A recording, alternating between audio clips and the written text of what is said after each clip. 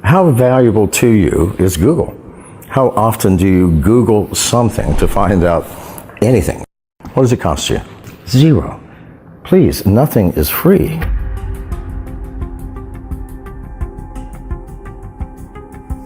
I'm thinking people are foolish if you believe you can go onto the internet, sign on to a social media site, and expect to have privacy. That's ridiculous.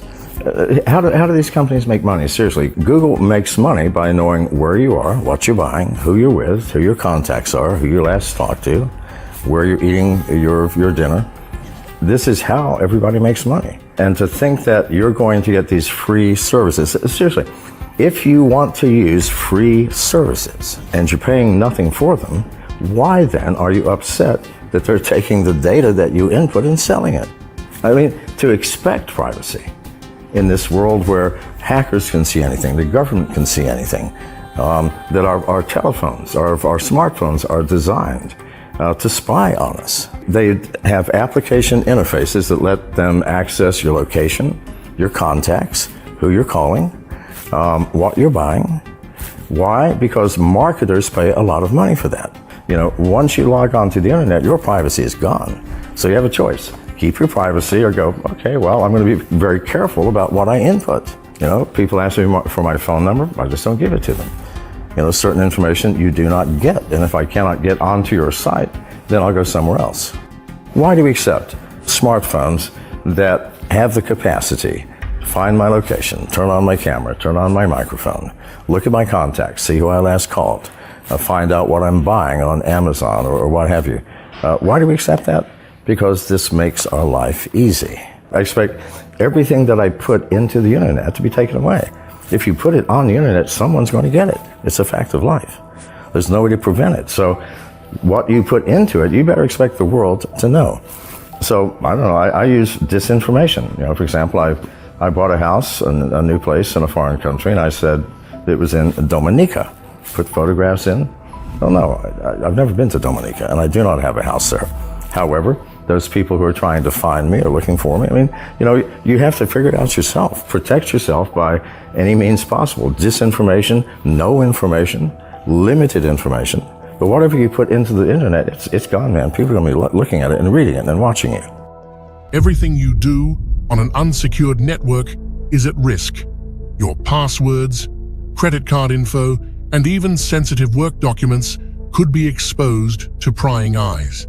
Now more than ever, is it important to protect your data online? Think about public Wi-Fi.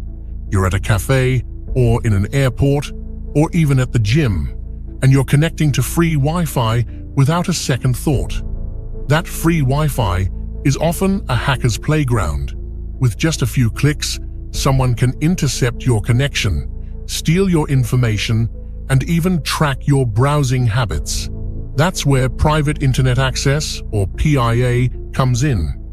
With Private Internet Access, you can safeguard all your online activities with military-grade encryption, protecting you from hackers, governments, and even your internet provider.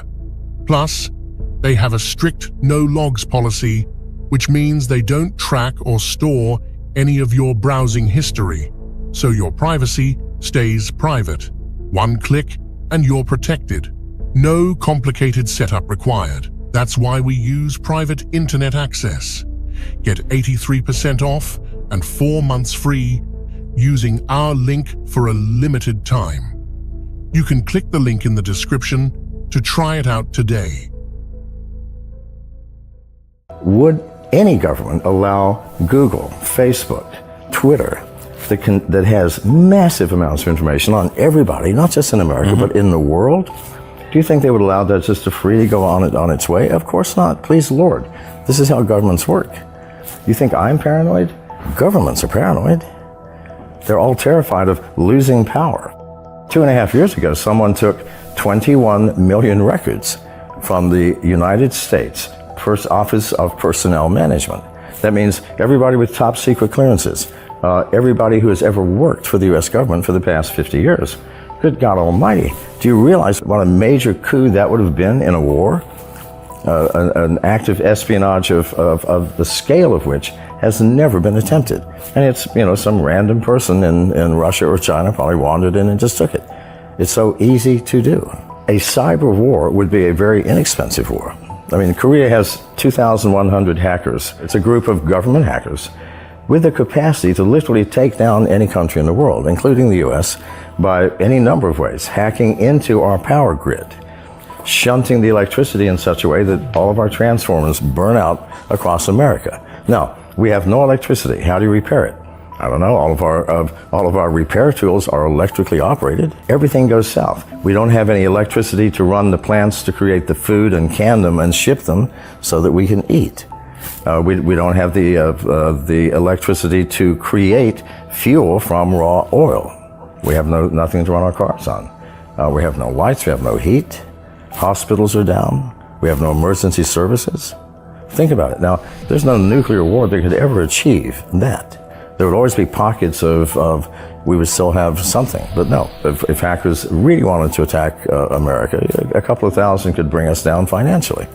Why don't they? We probably have the ability to do the same thing to them. But no, this is, we have let things get out of control, and we've done it because we are lazy.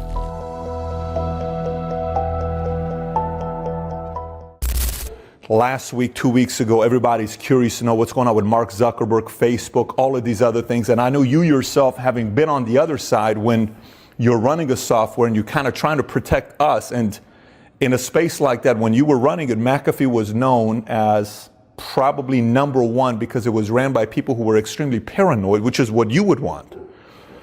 So when you see that today and you see what's going on with Facebook, what are you thinking about?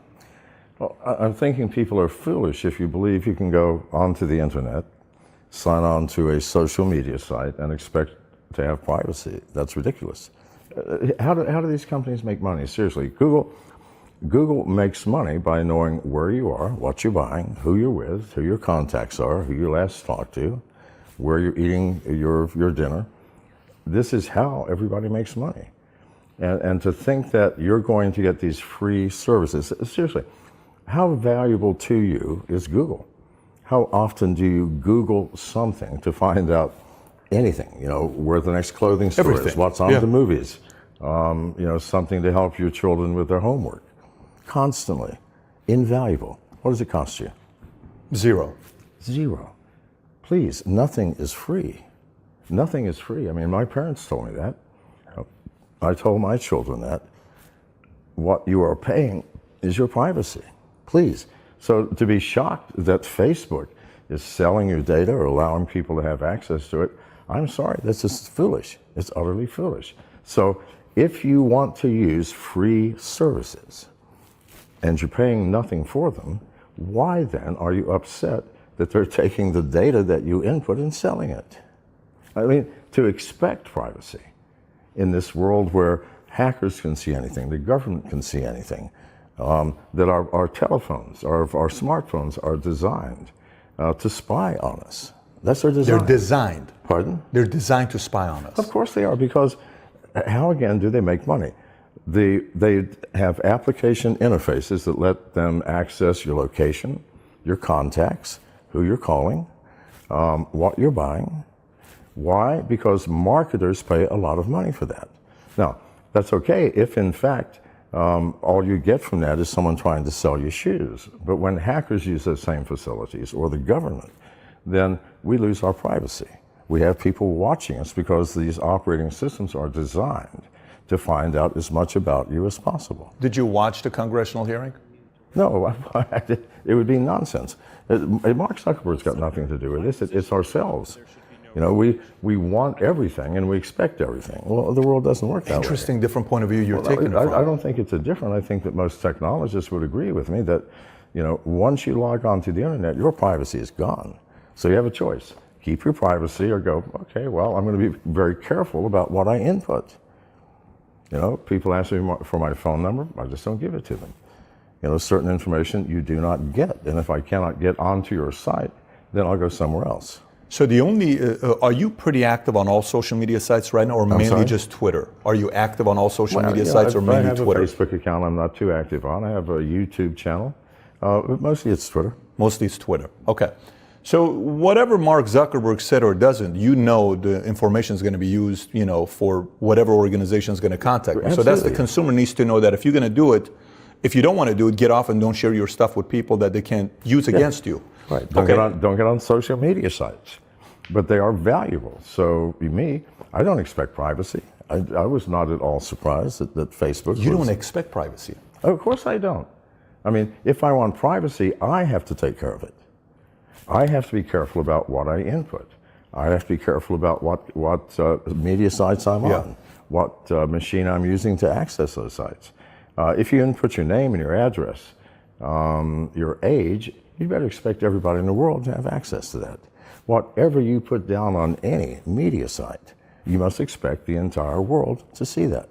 I wouldn't say people should be paranoid. People should be cautious. People should be aware. You need to be aware of the threats. You need to be aware that when you log on to the internet, your expectation of privacy is absurd. You're logged on to a system where there are 2 billion computers attached. 1 billion people who are interfacing and communicating and watching. 1 million hackers trying to steal money from you or information or to find something that they can blackmail you with. This is the world that you enter when you log on to the internet. And if you enter that world thinking I'm perfectly safe, the world will take care of me, well, who the hell is going to take care of you? I mean, it's Zuckerberg can't, Facebook can't, Twitter can't, Google can't. I mean, Twitter. If you go onto Twitter, there are probably 200 John McAfees, all with my picture and everything else. They're all fake. And this is in the news a couple of weeks ago. Twitter has tried to stop this and cannot. Too many people are doing it. They stop one thing and they come into another avenue. They come in with a different ID, but the same photos. How do you feel about it? Well, no feelings, no emotions, or it's just you either accept it or it is what it is? It is what it is. It cannot be fixed. You just live with it. So you think we're going in the direction of living a naked life, which means, I can, nowadays I can go online within a 5-minute period. I can find out if you're a Democrat, Republican, what sports team you like, married, kids, how many kids, age, issues, frustrations. You can pretty much find out if somebody goes on there and spends 5 minutes. Do you think we're going in the direction where we are accepting our privacy being taken away from us? I expect mine to be taken away. I expect everything that I put into the internet to be taken away. If you put it on the internet, someone's going to get it. It's a fact of life. There's no way to prevent it. So what you put into it, you better expect the world to know.